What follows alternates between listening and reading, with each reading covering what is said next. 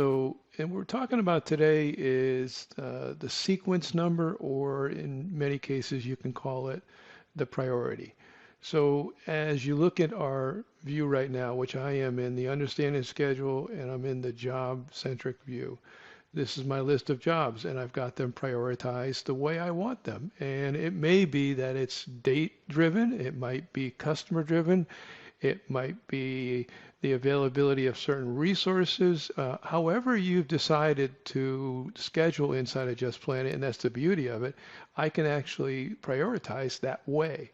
So if I'm in that production meeting and I'm trying to make a decision with the team, I could actually potentially just do something like this, the first priority mechanism we have, which is just drag it to where I want it to be. So if I wanted to move it up, so let's say all the way to the top of the list here. So this is a rush job that we just quoted, and this is the most important customer, and we just dropped it on the top of the list here. And if I zoom out here a little bit, by the way, I'm just moving my mouse in here and using the wheel to zoom out. You can see the delivery date for this particular job, and I'll go look out here. It's way out here. Well, of course, that's not true right now. The customer wants it right away, and we might want to move that into more appropriate, like the 16th, and that's how you would do that. But right now, I've actually made it so this is the highest priority job on the floor right now.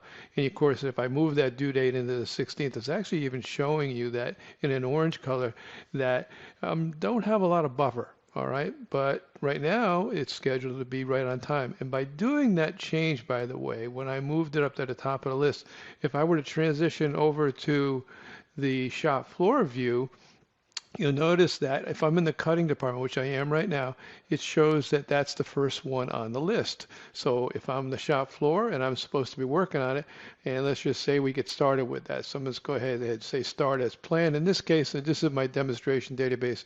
So what will happen is it's going to just come back over here now.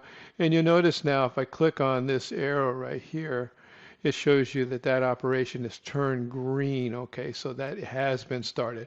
So you can see how the priority mechanism in our side of Just Planet can be really dynamic all the way throughout. Now, when I did that change, by the way, of moving up to the top of the list, you'll notice that I've got a little pin in here too as well. I'm going to use a little zoom tool here to kind of show you that. See that? Right here, you'll see that little pin there, okay? So that's telling me that I did that, all right? And that might have been part of that meeting we just talked about. So we said, okay, that's what we want it there. Don't change the priority no matter what, okay? And I'm going to zoom out of that too. So that's telling me that I made that decision. All right. Now, there are other mechanisms, other tools inside of JPI that could automate the priorities of here too as well. But when I use those other tools, it's being told to leave that alone. Another method beyond that is to use the freezing tool, all right? And that one I just clicked on here, I'm going to turn this one off, and then I'm going to turn it back on. What that is doing is making sure that the current resources that are defined as the ones that are for that particular job. Now, for instance, the people and machines that have been assigned to each task out there, they're all going to be kept, along with, if it can, of course, if I get beyond the time it can't get started, it will actually make sure that I keep the time slots too as well. But again, if I run out of time and it's running late, it might have to move it based on that criteria alone. Okay, so I'm going to leave that one alone. And I'm going to now take a switch and I'm going to look over here into the group view here. The group view shows you again all those operations that have been scheduled by the machines and people out there. All right.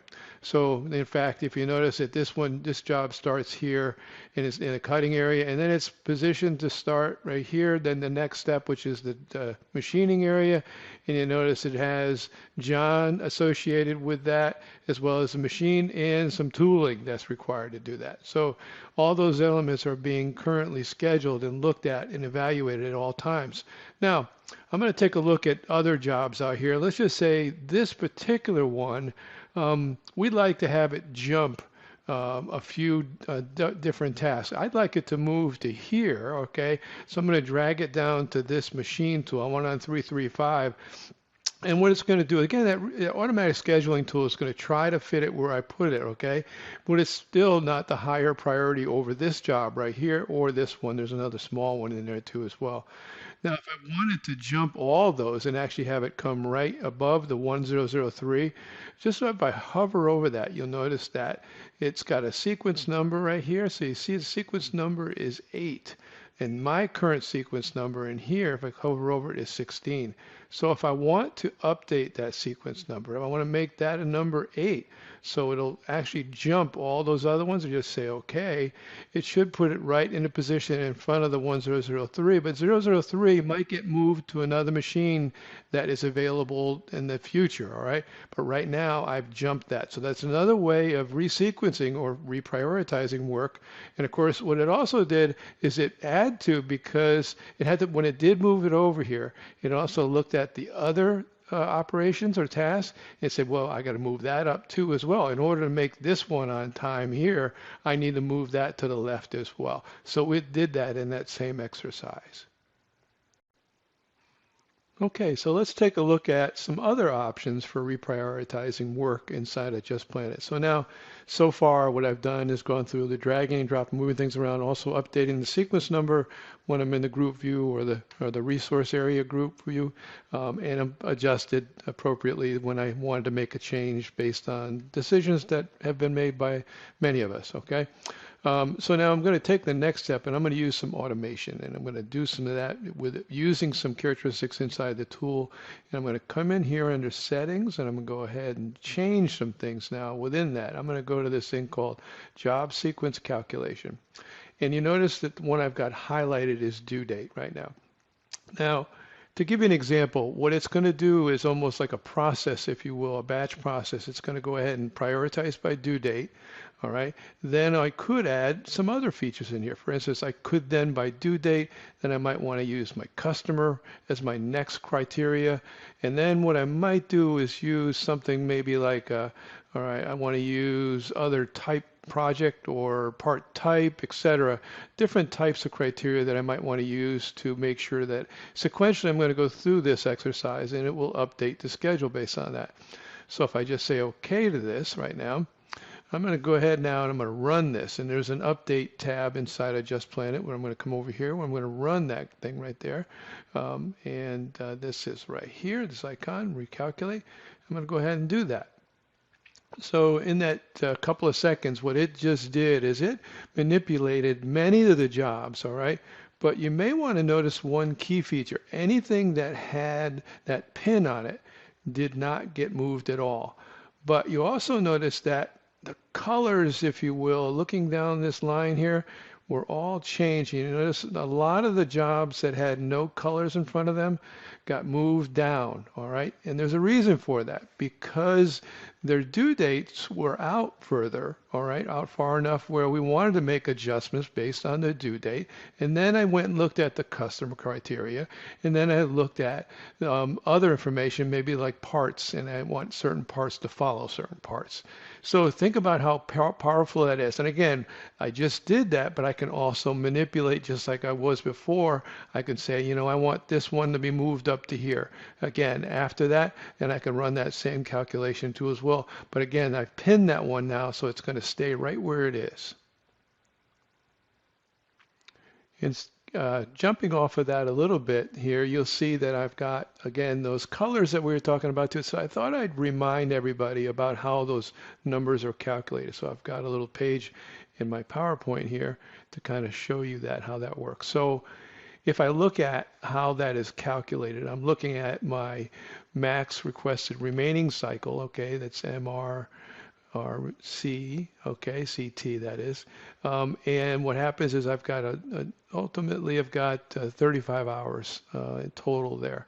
And then my buffer is 21 hours. So my buffer equals my 21 hours divided by 35 hours, which is 0.06. That's how these numbers are calculated, all right? Or this, I should say, yeah, the numbers are calculated and then they're appropriately put in colors for you so that you can understand and value that when you are looking at your schedule and determining how you might want to prioritize work as well. So it's informational, but it's also very valuable valuable, I can also use that batch process there for resequencing based on that. And then again, if I have pins in those things, those jobs, it will leave those alone, okay, because I've got those prioritized the way I want them. But ultimately, you've got total control still.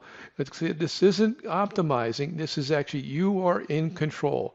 And of course, that is the dynamics of JPI. And then we are continuing to do that, all right, with everyday work. And of course, we also know what happens out there. People don't show up, machines break down. And if those things happen, I may have to reprioritize on the dime. And that's how valuable this tool is and how I can make those adjustments as I need to, both from the planner side, but also maybe even supervisors on the shop floor.